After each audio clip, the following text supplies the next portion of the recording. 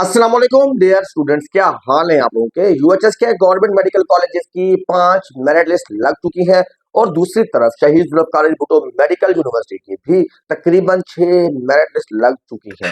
और अगर हम यूएचएस की 6th मेरिट लिस्ट को प्रेडिक्ट करें कि क्या क्लोजिंग रैंक रह सकता है, क्या क्लोजिंग मेरिट कितना हो सकेगा, तो वो डिपेंड कर रहा होता है अब, क्योंकि फैक्टर जो है वो तकरीबन क्लोज होता हुआ जा रहा है और एस के जेड एम डी सी या एफ एम डी सी की तरफ।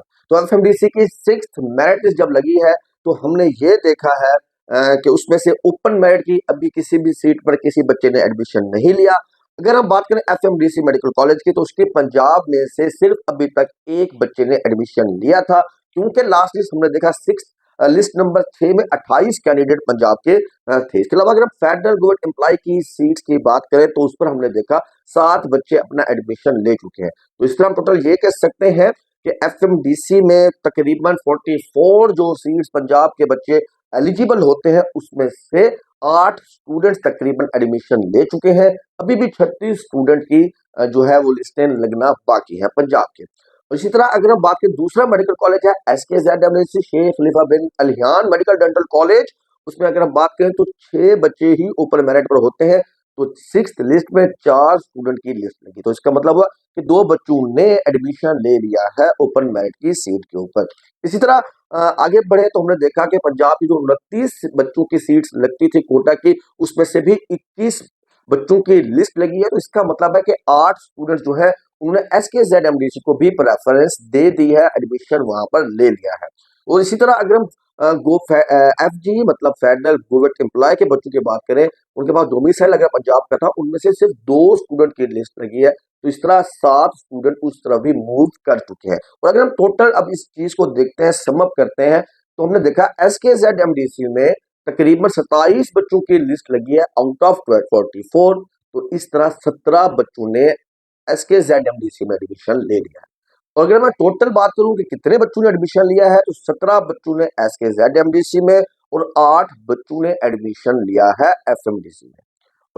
और इनकी तादाद 25 हो जाती है।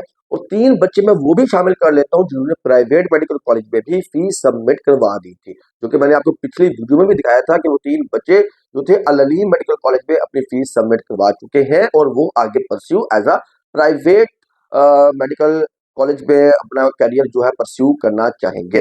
इस तरह टोटल तकरीबन 28 कैंडिडेट जो है इधर उधर हो चुके हैं। अभी मैंने इसमें बीडीएस के कुछ कैंडिडेट सिलेक्ट नहीं किए जो कि फेडरल के किसी कॉलेज में एज अ बीडीएस भी अपना करियर शुरू करने जा रहे हैं। तो उनको अगर मैं साइड पर कर भी दूं तो तकरीबन मैं ये इजीली कह सकता हूं कि 25 से 30 कैंडिडेट यूएचएस की आने वाली लिस्ट में शामिल हो सकते हैं। तो यूएचएस की लिस्ट नंबर 6 में तकरीबन मैं समझता हूँ क्लोजिंग रैंक 3290 तक या 3295 तक जा सकता है।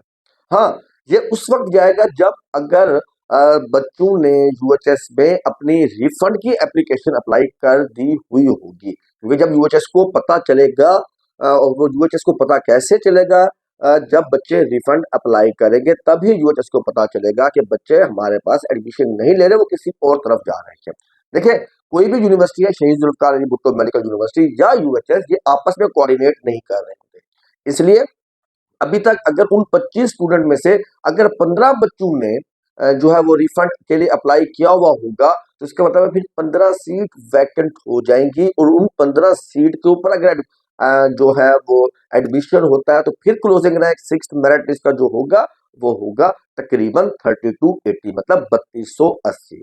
तो आप लोगों को उम्मीद रखनी चाहिए जिन बच्चों का जो है यूएचएस की लिस्ट के मुताबिक रैंक पोजीशन नंबर 3290-95 तक है पड़ा, उनके काफी ज्यादा चांसेस हैं कि वो 6th लिस्ट में जो है वो शामिल हो जाएंगे। अगर खुदा ना खास्ता वो 6th लिस्ट में शामिल नहीं भी किए जाते, क्लोजिंग रैंक वहां तक अभी नहीं पहुंचता, तो 15 बच्चे तो जरूर मेरे ख्याल में शामिल हो ही जाएंगे। और 3280 तक अगर लिस्ट जाती है तब भी इन बच्चों को घबराना नहीं है, क्योंकि फिर यूएचएस की 7 जब मेरिट लिस्ट लगेगी गवर्नमेंट मेडिकल कॉलेजेस की, तब वो बच्चे शामिल हो सकेंगे जिन बच्चों का रैंक 3300 तक था पड़ा।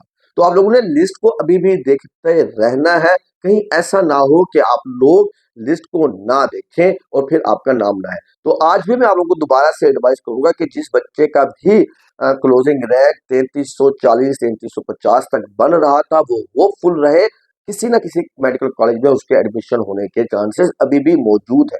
उम्मीद बाकी जरूर है बड़ी, और मुझे तो 99.9% यकीन है कि 3340 3350 तक के रैंक के बच्चों का एडमिशन हो जाएगा। अब वो एस एफएमडीसी में होता है, एसकेजेडएमडीसी में होता है, या यूएचएस के किसी कॉलेज नारोवाल में होता है, डिपेंड उनकी लक पर करेगा। तो ज्यादातर बच्चे मूव जरूर करेंगे जैसे ही एफएमडीसी या एसकेजेडएमडीसी का रैंक तकरीबन 3200 क्रॉस करेगा। जिन बच्चों का नाम नारोवाल मेडिकल कॉलेज में था, मैं जरूर समझता हूँ कि नारोवाल वाले बच्चे जरूर निकल कर जाएंगे एफएमडीसी और एसकेजेडएमडीसी की तरफ, क्योंकि वो नहीं चाहेंगे कि उनका एडमिशन नारोवाल में ही रहे। तो इस तरह जो बच्चों का रैंक 3300 से नीचे होगा वो नारोवाल मेडिकल कॉलेज की तरफ जाने के चांसेस जरूर रखते हैं। देखते हैं आगे आने वाले दिनों में क्या कुछ मैच की सूरत हाल रहती है। तो अपना रखिएगा बहुत सारा ख्याल। मिलते हैं हम नेक्स्ट वीडियो में नई अपडेट के साथ। अल्लाह हाफिज।